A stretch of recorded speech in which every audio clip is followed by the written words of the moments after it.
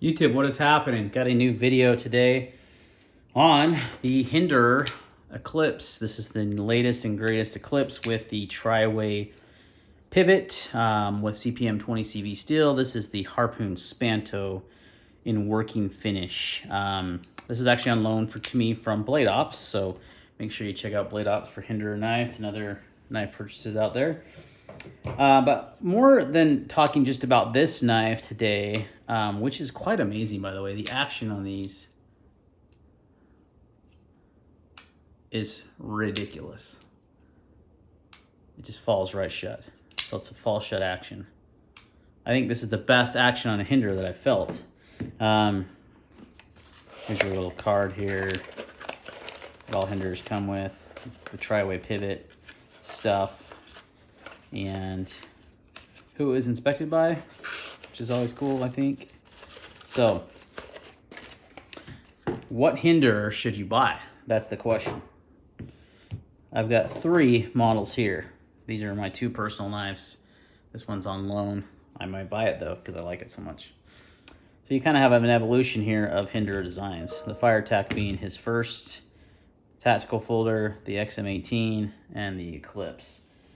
Also, he obviously has the Jurassic as another option. Never really handled one, never liked the aesthetics of it. So, but of these 3, which I think are the 3 best choices, what should you buy? Because they all come in the same cost. They're all the same, $425. No matter what, you gotta love that about Hinderer and his pricing. It keeps it the same, even though the smaller knives cost as much as larger knives. So I do have a little bit of a gripe with there. But 3 different models, all on the tri-way now. So the tri-way started with this exact knife, funny enough. You guys have heard the story if you followed my channel long enough, buying this directly from Rick right when the tri-ways came out. This was the PVD, the only PVD, so much PVD they did. This is actually Rick's personal knife that I bought from him. So, started with the tri-way years ago. Now he's rolled it out to the not only the FireTac, which this one is on washers right now, and the Eclipse now, and also the Jurassic and the half track are on. Now, I've also owned half tracks. That knife's a little too small for my liking, so what we're really comparing here is what I would consider the mid-size or full-size Hinderers. And there are obviously a little bit larger Hinderers too, but these are really more EDC-friendly sizes that I think a lot of people gravitate towards. So which one of these 3 should you buy if you're in the market for a Hinderer? Well, I gotta tell you, they're all great. They all have their pluses. The FireTac being it's lightweight compared to the other 3. It's non-flipper for those that like thumb disc deployment, not a thumb stud, thumb disc. You can middle finger flick. And it is lighter and thinner than the other models. The XM18 obviously is a flipper, can also be deployed depending on your detent with the thumb studs.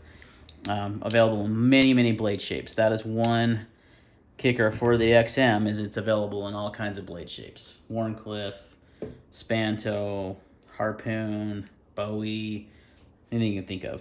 As of right now, the only FireTac available is this recurve. Hopefully they come out. There is some older variants out there that you might be able to find that have the spear point blade and the Spanto blade, but as far as tri-way, this is the only one I know that's available now. The Eclipse came out in a Bowie and this Harpoon's Spanto as well. So you got a couple options there on the handle scale, or excuse me, on the blade shapes. Options wise, the XM is hard to beat. You have the most hardware available for it. If you really want to customize your knife, the XM is going to be the winner there, because it's been out for a long time. A lot of custom hardware, custom scales. You know, I've got the DLC hardware on mine with the dog paw nuts, you know, the blue filler tab. I mean, you just got more options. With the FireTac, I don't know of any really options out there. Obviously, the clips are universal. You can change those. But I don't believe the hardware is universal. And this scale is an aftermarket RC Blade Works scale and micarta for the FireTac. So as far as the Eclipse, this is kind of a newer, I mean, I haven't seen as much Eclipse. There is scales out there and hardware and such, but I would say it's not as easy to get and find as the XM18. So if customization is your deal, I would recommend you go with the XM18. Now, how about like overall use? Let's talk about ergonomics. We'll talk about ergonomics in action. And we'll talk about the one issue I have with Hinderers. So ergonomically speaking, I think it's incredibly hard to beat the FireTac because it has the most neutral handle design. It's going to fit most people's hands the best. I would then rank it the Eclipse. I haven't had an Eclipse in hand for a long time, and it's based on, you know, the ZT with the, the ZT393 was based on the Eclipse, and I had a few of those, and I always liked the ergonomics on those. But as soon as I got this one in hand from Blade Ops, I was like, ooh, the ergos on this are fantastic. Better than the XM18, I feel. And the one gripe I have with the XM18 is the way the flipper tab curves down. When you have your hand choked up on here, this really, jimping really gets your finger. I do not experience that on the Eclipse at all. So if you want a flipper, go with the Eclipse. If you want a that has good ergos, go with the Eclipse. If you don't mind, don't want a flipper, want the best ergonomics, the FireTac cannot be beat. It is by far the most ergonomic of all three, just because of the neutral handle. So ergonomically, you got to go FireTac. What was I going to say next? Action, it's a wash because they're all in tri-way. You can really get them all to be super drop shut. But I would say of the three I have here, now this isn't on bearings anymore. When it was very drop shutty. This is on bearings and it's not as much as this Eclipse. This Eclipse is like ridiculous action. I don't know if they've tuned these more or what, but this is the best Hinderer action I've seen on a flipper. So the Eclipse would win in the action department. Cutting ability, they're all going to be the same, kind of a wash, because the one bad thing about Hinderers to me is they're thick behind the edge. Every single one of these is thick behind the edge, like over 22,000s, 23,000s behind the edge. They're not slicey knives.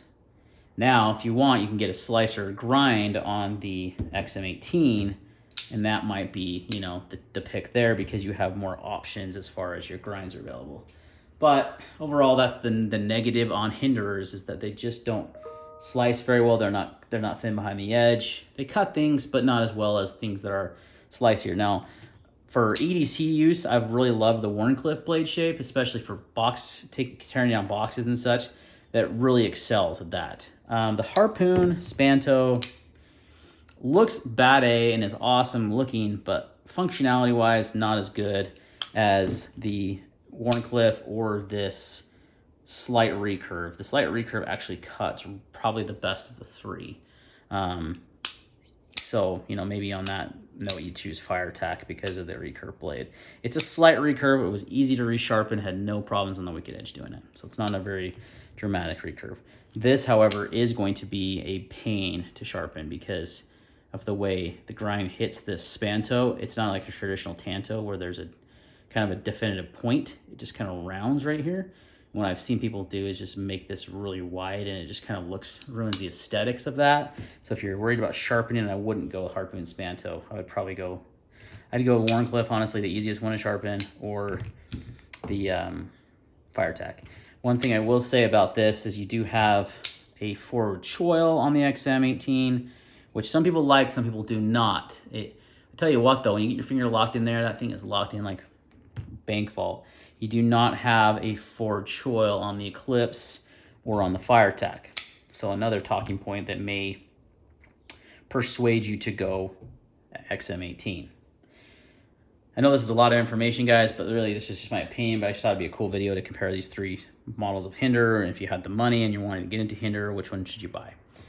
So overall, my recommendation to purchase a Hinderer knife would be in this order: the FireTac, the Eclipse, the XM18. I think the Eclipse is just an evolution of the XM18, and the FireTac is his OG design. I feel like the ergonomics are the best.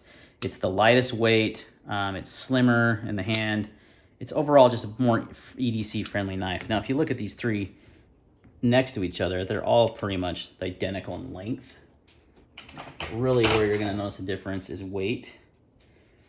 Like I mentioned, get my scale out here.